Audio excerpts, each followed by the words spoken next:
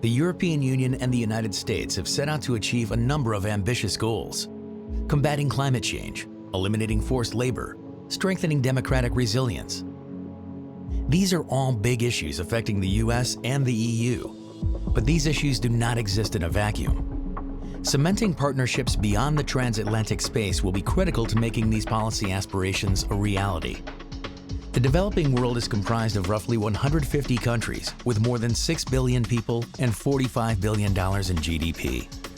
This presents transatlantic partners with a great opportunity in terms of tapping into emerging markets, accessing talented human capital, and promoting democratic values.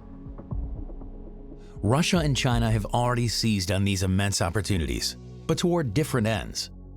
Whether it's the Belt and Road Initiative spanning across Africa, or Russian media transforming the information landscape in Latin America, China and Russia offer alternative visions of the world, and the time for transatlantic partners to act is overdue. The reality is that countries in the developing world will work with the partner that offers them the most favorable terms for cooperation. Therefore, the United States and the European Union must be the partner that represents the best economic and strategic bet for these countries. That means that governments on both sides of the Atlantic must shift away from offering blank checks labeled as aid, and instead must focus on development. They should emphasize targeted solutions leveraging the strengths of these various countries. Fertile ground for this new alignment can be found in the digital sector and in migration policy. The digital sector has transformed both developed and developing societies alike. The COVID-19 pandemic has accelerated this transformation, and the potential for development has grown exponentially. In the Middle East North Africa region, for example, e-commerce has exploded in recent years and grew faster than anywhere in the world during the pandemic, with more than 200 million consumers transitioning to this type of consumption. The market is estimated to reach a value of $48 billion this year, making it a market that the European Union and the United States need to tap into. Another area that provides opportunity for positive exchange is the most important investment. Migration has been on the top of political minds lately, but this has largely been painted in a negative, harsh light. Fueling populist rhetoric and using humans as pawns in political ploys, the migration crisis has led many to become anti-migrant. And yet, there are realities that must be faced. In the United States, the latest data from the Bureau of Labor reports that for every individual, there are 2 job openings.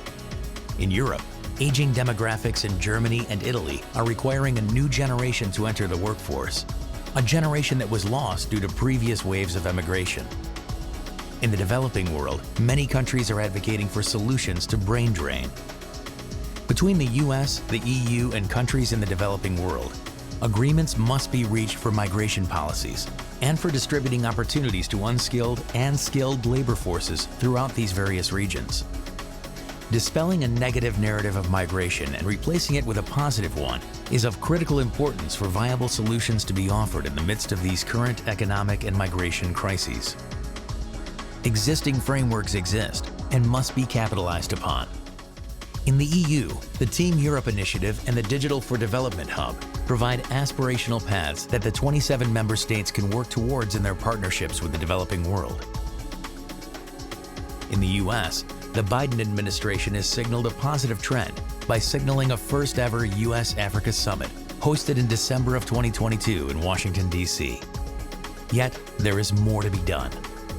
Russia and China offer alternative economic visions that remain attractive despite the consequences. In order to fully engage with the developing world, it's not enough to simply highlight the drawbacks of dealing with its competitors. They need to demonstrate the value of their proposition from a moral, economic, and human perspective. Only then will they be able to compete and engage effectively with these critical parts of the world.